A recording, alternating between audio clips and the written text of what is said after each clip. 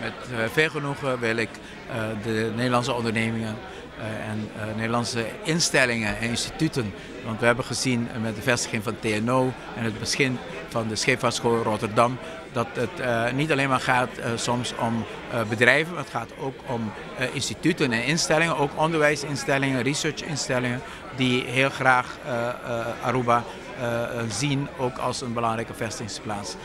Graag willen wij de Nederlandse bedrijven en instellingen uitnodigen voor de Green Conference Where Europe Meets Americas, omdat wij op die dag en die dagen heel goed kunnen etaleren wat al de kansen zijn die Aruba biedt. En de kansen zijn enorm omdat wij niet alleen een eiland hebben die bruist met activiteiten en kansen, maar dat wij ook aan de voordeur staan van een heel grote achterland. Een grote achterland, Zuid-Amerika, Midden-Amerika en het Caribisch gebied, die een grote en sterke opkomende economie heeft. We hebben onderzoek gedaan naar de behoeftes die er daar zijn. Enorme behoefte aan kennis op het gebied van duurzame energie, duurzame mijnbouw, duurzame landbouw, waterwerken. Ze hebben veel last van overstromingen. Nederland en Nederlandse instellingen zijn expert in waterbeheersing.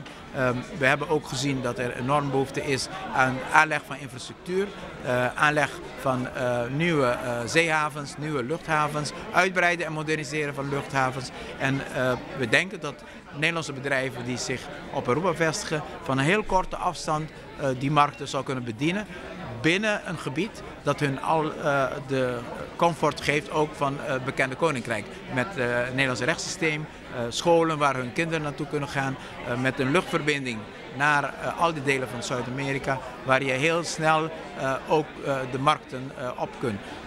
Aruba heeft ook professionals die de taal spreken, die de handelscultuur kennen. Die kunnen samen met hun Nederlandse partners van die instellingen die zich op Aruba vestigen, de markten betreden en met succes een nieuwe business binnenhalen voor de instellingen die op Aruba vestigen. De voorbeelden die we al hebben met veel succes, TNO, we hebben ook vandaag gehoord van de scheepvaartschool van Rotterdam, STC waar we vandaag zitten. Philips gaat Aruba ook etaleren als de plek waar ze de eerste transitie maken van conventionele lichtverlichting naar LED-verlichting.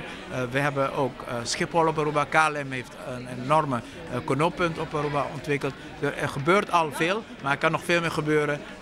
Nederlandse bedrijven en instellingen hebben een enorme kans om via Aruba een heel grote nieuwe markt te betreden.